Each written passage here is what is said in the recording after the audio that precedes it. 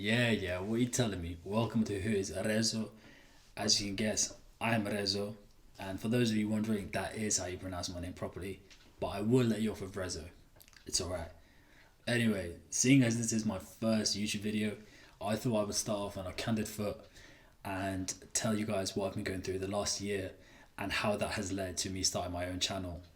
I've had to write this down because otherwise I feel like I would go off on some Kanye West like what does he call it? Stream of consciousness. And I don't think anyone wants to hear that. So I've written it down just because I feel like I can articulate it better that way. This year, I finally realized that I may be struggling with mental health. I'm struggling with depression, anxiety. I had a pretty big bereavement this summer, and that sort of led on to me starting this channel. So it wasn't really until just over a year ago that I really even began to acknowledge that I may be suffering from some form of depression and anxiety, and probably have done so for a long time. Looking back on certain situations now, I realise that during that time I probably was depressed or feeling extremely anxious and just didn't know what to call it or how to even express what I was feeling. I think that's because of a mixture of things such as my ethnic background, the way I was raised, and just having a fighting background as well. Even to this day, I sometimes think I'm just feeling low or lacking energy or I haven't slept enough and won't necessarily attribute it to like depression or anxiety. Essentially, I'll call it anything except mental health. And it all came to a boil this summer when someone extremely close to me passed away, and that really knocked me for six. They passed away during my exams and they passed away during the first lockdown, the one that people actually took seriously. And everything just sort of began to unravel. It got to the point where I realised I needed help dealing with my feelings, and things began to resurface that I hadn't thought about for a long time. And the negative feelings and thoughts they carried came with them. It got to the point where I'd be spending like an hour in the shower. And when I turned the water off, I couldn't remember if I'd washed my hair. I actually couldn't remember if I like shampooed or conditioned my hair. It got to the point where I'd go maybe like a day or two without eating, and I'd have to ask my housemates whether they'd seen me in the kitchen and whether I'd eaten. It's funny now, but it definitely wasn't funny back then. So what made it all worse is all of my family lived back home and the person that passed away is back home. And I couldn't be there for the funeral. I couldn't be there with my family. I couldn't have that support network around me, and I couldn't be the support for the people that needed me the most. I'm an only child. It's just myself and my mum in this country, so I'm used to being alone. I'm used to being able to deal with it, but it's probably the loneliest I've felt in a very long time. It's probably the lowest I've felt for a very, very long time. So lockdown made everything so much worse. I couldn't see anyone, I couldn't get any help, and it really felt like I became a prisoner to my own mind. It almost became like this perfect toxic cocktail of depression, anxiety, bereavement, and lockdown. And for a little while, I felt like fully submerged and at a complete loss. Lockdown made it so difficult to do all of the things that people kept recommending, whether that was getting help, exercising, socializing, keeping a routine, anything that could take your mind off it or anything that could help you move forward. That suddenly was unavailable because of the pandemic. It took the already difficult situation and made it worse. This wasn't my first big bereavement, but I promise you, as God is my witness, it doesn't get any easier. The pain isn't any less. You don't hurt any less. You don't get over it quicker. It hits you. It knocks the wind out of you. Takes the wind out of your sails. It completely derails you every time. And people ask, like, how do you get through it? So how have you come through it? And in all honesty, I haven't. I'm still working on it, dealing with the pain, dealing with the anxiety, dealing with depression.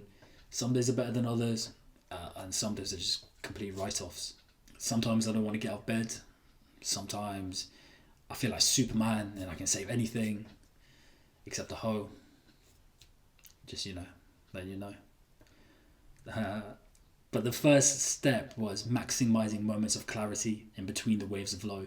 For me, it feels like I'm fighting against a current. That's what my anxiety and depression feels like. So whenever people told me about theirs, I could never relate because it wasn't quite the symptoms that they had. And I've realized that this isn't a one fits all kind of thing. So whenever I have these moments of clarity where I don't feel like I'm fighting against anything, there's no weight on my shoulders, that I'm not suddenly underwater and I breach the surface and I can take this big gulp of air. Within those moments, I just went into like a frenzy. I realized I needed a plan. and I realised the plan needed to be simple and easy to follow.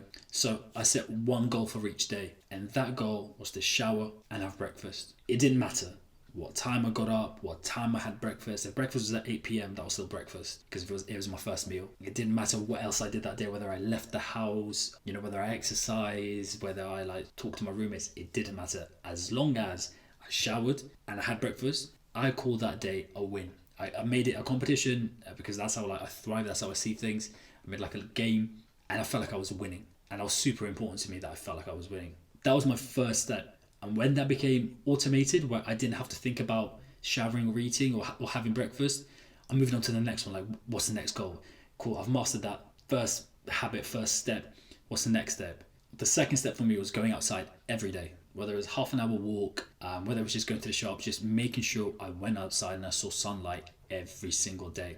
After that, it became just positive thoughts, interrupting the negative stream with a single positive thought about myself, or about others, or about something I saw, or appreciation. Just something positive, a little bit of light in that whole lot of darkness. So you're probably wondering, what does that have anything to do with YouTube? Well, I wanted to document my progress with all of these things and try all of these challenges that people say have made a difference to their lives. And I want to show you how it really feels, rather than reading in a book or seeing it on a blog or hearing about it in a podcast. I'm essentially the experiment, and you can see me going through it. And I promise you that some of these challenges aren't going to be easy, and I will really go through it. And you can see my progress, and hopefully it's something that will inspire you and something that will help you.